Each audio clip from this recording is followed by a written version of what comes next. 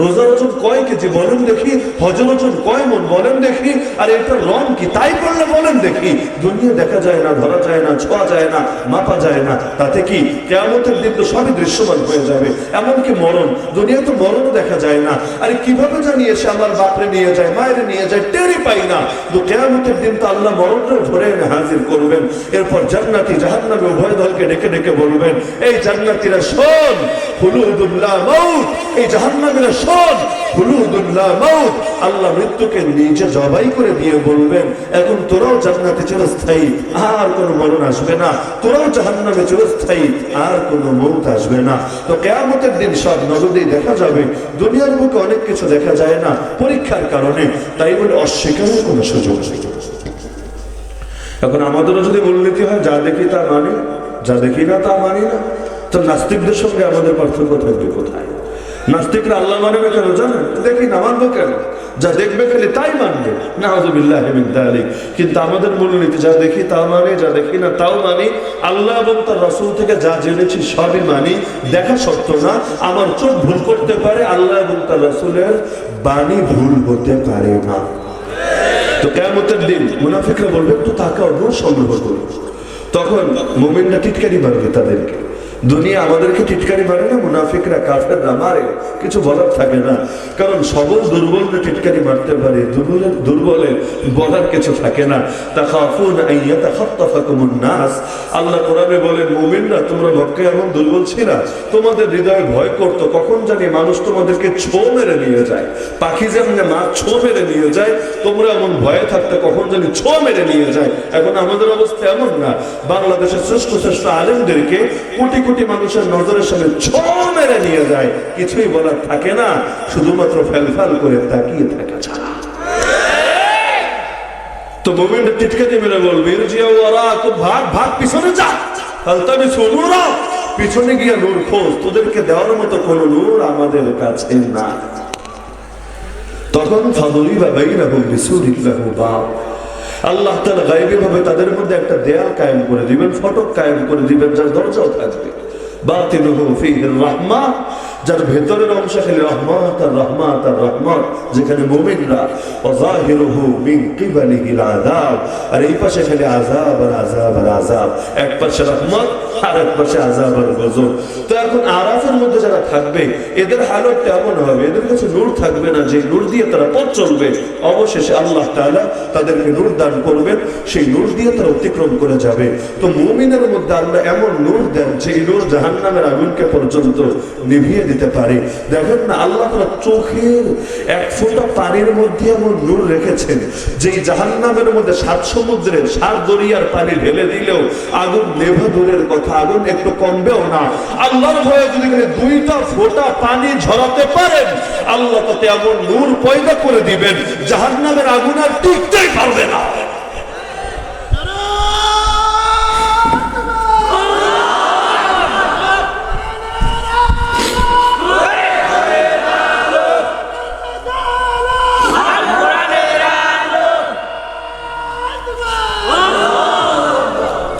তো সেই নূর এত দামি, নূর নিয়ে বয়ান করতে চাইলে 2-4 ঘন্টা দরকার খালি নূর এই টপিকের উপরে। তো এখন লম্বা চড়া আলোচনায় যাচ্ছি না। তো এই যে নূর যে দরকার, নূর হাসিল করবেন কি দিয়ে? নূর হাসিল করার এখন ট্যাবলেট বাজারে পাওয়া যায়, বা ক্যাপসুল বা ইনজেকশন বা থেরাপি বা অন্য কোনো মাধ্যম নাই। তো এই নূর হাসিল করার একমাত্র তরিকার নাম ঈমান আর আমল। তরিকার নাম কি?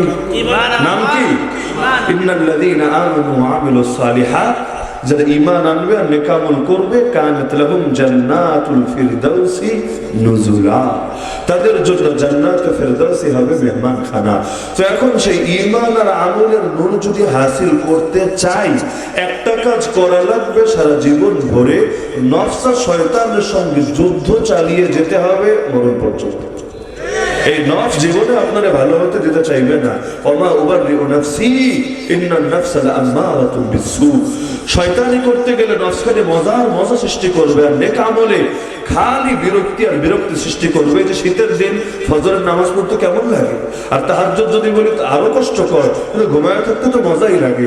এখানেই নফসের তেলেসমাতি। 6 ঘন্টা দাঁড়ায় দাঁড়ায় খেলা দেখবেন, ক্লান্তি লাগবে না। আর হুজুর যদি নামাজ একটু 2 মিনিট লম্বা করে ফেলে, বা জুম্মার দিন বয়ান যদি 5 মিনিট একটু একটু বেশি করে ফেলে, বিরক্তি যেন যায় না। তো শয়তানের আর নফসের কাজই এটা, খালি গুনাহের মধ্যে মজা সৃষ্টি করে। অথচ আল্লাহ তাআলা প্রকৃত মজা তো রেখেছেন তার ইবাদত বন্দেগীর মাঝে, কিন্তু কোনো মজাই একদিনে পাওয়া যায় না, মেহনত করা লাগে। সিগারেট আর বিড়ি প্রথম দিন টান দিলেই মজা লাগে না, হয়তো কাশি আসে, কিন্তু লেগে থাকলে এমন মজা আসে, বাথরুমটাও ক্লিয়ার হয় না সিগারেটটা টান না দিই। এমনকি রমজানের রোজা খোলার পর ইফতারে অনেকে প্রথমে শরবত বা টুকটাক কিছু খায়, সবার আগে যে জিনিস খোঁজো এটার নাম হলো বিড়ির প্যাকেট বা সিগারেটের প্যাকেট। এটা না খেলে ভালোই লাগে না, প্রাণে জোড়ায় না, এমন একটা অবস্থা। কারো আছে পানের প্রতি এতটা ভক্তি আর এতটা মহব্বত, ওর বিরিয়ানি খেয়েও তৃপ্তি লাগবে না একটা পান না চিবাতে পারলে। তো এখন নফস এক এক জিনিসের মধ্যে এক এক মজা সৃষ্টি করে দেয়, তবে কোনো মজাই প্রথম দিনে পাওয়া যায় না। আরে স্যুপ, অনেকের কাছে স্যুপ কত প্রিয়, প্রথম দিন স্যুপ খেতেও ভালো লাগে না, মদ খেতেও ভালো লাগে না, এই পাতা খেতে, পান খেতে, বিড়ি খেতে কিছুই ভালো লাগে না, তবে লেগে থাকলে আবার খারাপও লাগে না। তো নেক আমলের ক্ষেত্রে এই কথা, গুনাহের ক্ষেত্রে এই কথা, যদি লেগে থাকেন আল্লাহ তাআলা মজা তৈরি করে দেবেন। তো ঈমান আমল যত বেশি করতে থাকবেন, যত বেশি লেগে থাকবেন, তত বেশি নুরানি হয়ে যাবেন। নূরের পাওয়ার নারের চাইতে বেশি, নার মানে আগুন। অনেকের কাঁধের উপরে জিন সওয়ার হয়, লাগাইতে হয় না, বলে এই জিনগুলো দূর করে কেমনে? ট্যাবলেট খাওয়ায়। কেমনে? কোরআন মাজিদের নির্দিষ্ট কিছু সূরা পড়ে, আল্লাহ রাসূলের শেখানো কিছু দোয়া পড়ে। কোরআনের মধ্যে নূর আছে নাকি নাই? নবীর শেখানো দোয়ার মধ্যে নূর আছে নাকি নাই? এমনকি আযানের মধ্যে নূর আছে নাকি নাই? আরে আযান দিতে যখন শুরু করে মুয়াজ্জিন, তখন শয়তান পেছন দিয়ে বায়ু ছাড়তে পালাতে থাকে। এমনকি কোন এলাকায় যদি রাতের বেলা হঠাৎ করে জিন এসে ডিস্টার্ব করতে থাকে, সেখানে রুকিয়ার একটা আমল, এটা যদি আযান শুরু করে দেয় শয়তান টিকতে পারে না, শয়তান পালাতে বাধ্য হয়। ছোট বাচ্চা জন্ম নেওয়ার পর কি করতে হয়? ডান পাশে আযান, বাম পাশে ইকামত। তো এই ডান কানে আযান, বাম কানে ইকামত কিসের জন্য? মূল কারণ এটাই, যখন বাচ্চা জন্ম নেয় শয়তান এসে খোঁচা মারে, যেজন্য বাচ্চা চিৎকার করে কেঁদে ওঠে। আল্লাহ রাসূল জানিয়েছেন এই বাস্তবতা। এখন যদি আযান আর ইকামত দিয়ে ফেলে, বাচ্চাটা সুরক্ষিত হয়ে যায় শয়তানের হাত থেকে। যদি না দেয়, বাচ্চাটা রিস্কের মধ্যে থেকে যায়। অনেক সময় রাতে বোমা টোমা ধরে, চেনেন তো বোমা নাকি? বোমা টোমা ধরলে কি হয়? যখন আয়াতুল কুরসি পড়তে শুরু করে আলহামদুলিল্লাহ টিকতে পারে না, ছুটে যায়। আল্লাহ রাসূল বলেন, সেই হাদিস বুখারীর রিওয়ায়াত, তোমাদের কেউ যখন ঘুমায়, শয়তান তার মস্তিষ্কের পেছন দিকে এসে 3টা গিট্টু মাইরা দেয়। এক রাতে যদি 3টা গিট্টু মারে, এক সপ্তাহে কয়টা মারে? এক মাসে কয়টা মারে? এক বছরে কয়টা মারে? আর আমরা যাদের বয়স 40-50 হয়ে গেছে, কয়টা গিট্টু শয়তান ইতিমধ্যে মাইরে রাখছে মাথার পিছন পাশে, চিন্তা করেন। এখন আল্লাহ রাসূল বলেন 3টা গিট্টু মারে। মুসলমান যদি 3টা কাম করে, 3টা গিট্টু খোলে, আর কাম যদি না করে গিট্টুগুলো লাইগাই থাকে। ফাসবাহা খাবিসান নাফসি কাসলাম। এখন ধীরে ধীরে ভেতরে অলসতা আসে, তার অন্তরের মধ্যে খাবাসাত আর খবিসগিরি খালি ঢুকতে থাকে, এভাবেই তার জীবনটা কাটতে থাকে। তো এই যে শয়তান এসে পেছনে গিট্টু মারে, আল্লাহ নবী বলেছেন 3 গিট্টু খোলে 3 কাজ করলে। 1 নম্বরে ঘুম থেকে জেগেই আল্লাহর জিকির করলে, আল্লাহর ডাকলে। আপনারা ঘুম থেকে উঠলে আল্লাহর ডাকেন কি না? আলহামদুলিল্লাহিল্লাযী আহইয়ানা বাদা মা আমাতানা ওয়া ইলাইহিন নুশুর। প্রশংসা আল্লাহর, যিনি মরণ দেওয়ার পর আবার জীবন দিলেন। কারণ মৃত্যুকে বলা হয় ছোট মরণ, আর আসল যখন মরবেন ওটা হলো বড় মরণ। তো আল্লাহ একবার মরণ দেওয়ার পর চাইলে রেখে দিতে পারতেন, কিন্তু আল্লাহ দয়া করে মায়া করে আবার জীবন ফিরিয়ে দিয়েছেন। তার কাছেই তো ফিরে যেতে হবে। যে কোনো ভাবে আল্লাহ যদি জিকির করেন, ফাযকুরুনি আযকুরকুম, বান্দা তোরা যদি আমার জিকির করিস, আমি তোদের জিকির করব। জিকির মানে স্মরণ। আপনি আল্লাহরে ডাকবেন, আল্লাহ আপনারে ডাকবে। আপনি আল্লাহর স্মরণ করবেন, আল্লাহ আপনাকে স্মরণ করবে। তো এখন 1 নম্বর গিট্টু খুলে যাবে যদি আল্লাহর জিকির করেন, আল্লাহর নাম নেন, আল্লাহর ডাকেন। 2 নম্বর গিট্টু খুলে যাবে যদি উযু করেন, ঘুম থেকে উঠে নামাজের প্রস্তুতি নেওয়ার জন্য উযু শুরু করলেন, খুলে যাবে। আর 3 নম্বর নামাজে যদি দাঁড়ায় যান, নামাজটা পড়ে ফেলেন, 3 নম্বর গিট্টু খুলে যাবে।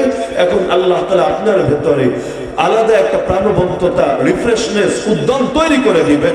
আর যদি না করেন, শয়তানের এই গিট্টু দিয়ে খেলে চলতেই থাকবেন, চলতেই থাকবেন।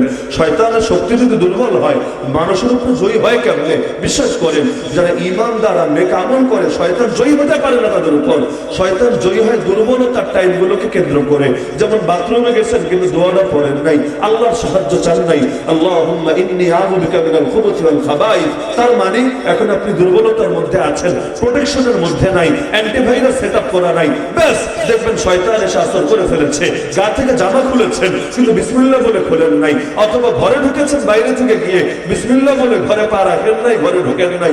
শয়তান তো মহা খুশি, আরে আজকে তো আমার ডিনারের ব্যবস্থা হয়ে গেছে, রাত কাটানোর ব্যবস্থা হয়ে গেছে। তো এখন এরকম বিভিন্ন দুর্বলতা।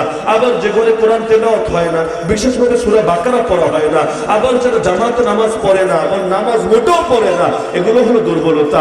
আবার গোসল ফরজ হয়ে আছে, গোসলের খবর নাই, গোসল ফরজ হয়েছে রাত 12টায়, গোসল করে দিন 12টায়। এই যে মাঝখানের 12 ঘন্টা প্রোটেকশনের মধ্যে নাই, দুর্বলতার মধ্যে আছে।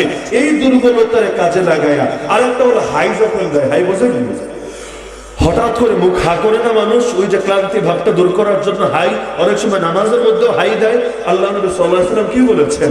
হাই দিলে হা করতে নাকি মুখটারে বাধাগ্রস্ত করতে, এমনকি নামাজে থাকলেও ডাইন হাতটা মুখের মধ্যে দিতে, আর আল্লাহ তাআলা দোয়া করতে, লা হাওলা ওয়ালা কুওয়াতা ইল্লা বিল্লাহ, বা যে কোনো দোয়া আপনি পড়েন, তাহলে শয়তান সুযোগ নিতে পারবে না, না হলে সুযোগ নিয়ে ফেলবে।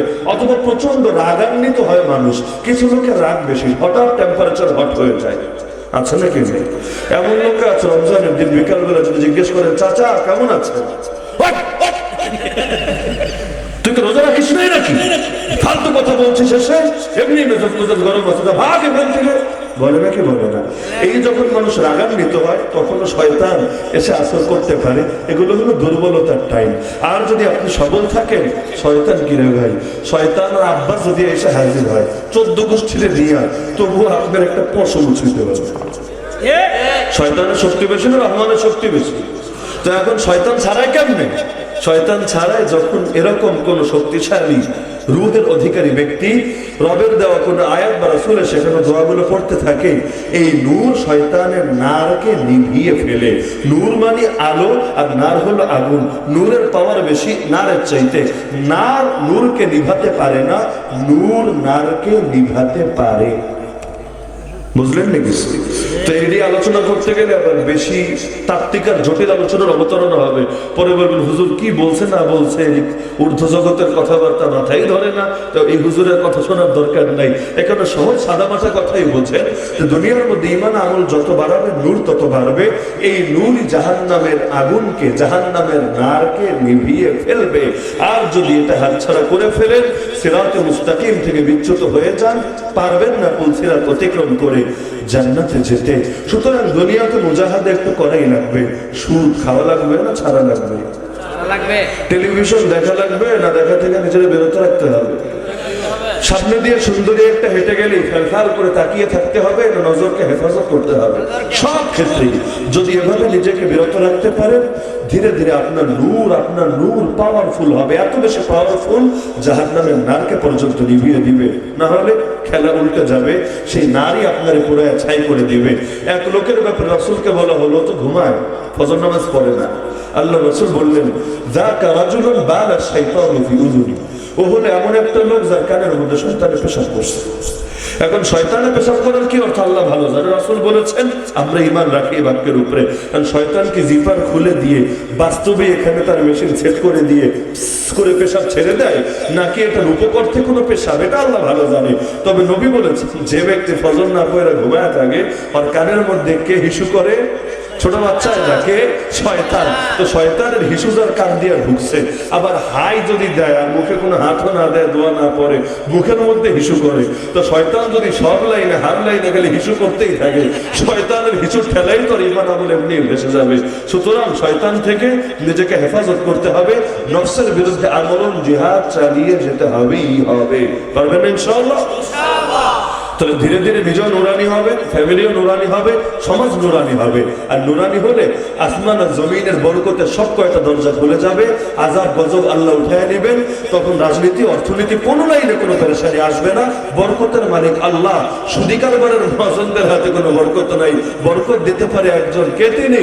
আল্লাহ। তিনি ছাড়া কেউ সুখ দিতে পারবে না, শান্তি এনে দিতে পারবে না, রহমত বরকত এনে দিতে পারবে না। তো সবকিছু যখন তারই হাতে, তাকে খুশি করলেই আমাদের চলবে, অন্য কাউরে খুশি করা লাগবে না। মনে থাকবে তো ইনশাআল্লাহ। তো যেই সমস্ত তাহলে বলেন ছাত্ররা অত্যন্ত পরিশ্রম করে আজকের এই মাহফিলে প্রতিকূল পরিবেশের মধ্যেও এই এলাকার রাজনৈতিক পরিস্থিতিকে আমি জানি না, বাংলাদেশের অবস্থা তো ভালো না, তো এই উত্তপ্ত পরিস্থিতির মধ্যে আলহামদুলিল্লাহ অত্যন্ত কাঠখড় পুড়িয়ে যারা আজকের এই মাহফিল আয়োজন করেছেন, আল্লাহ তাআলা তাদের সবাইকে জাযায়ে খায়র দান করুন। এই কষ্টের সর্বোত্তম বদলা জান্নাতুল ফেরদাউস দান করুন। আগামী তার বৃহৎ পরিসরে আর সুন্দরভাবে এই মাহফিলের আয়োজন সম্পন্ন করার তৌফিক দান করুন। আমিন। ওয়া আখিরু দাওয়ানা আলহামদুলিল্লাহি রাব্বিল আলামিন। কেমন আছেন?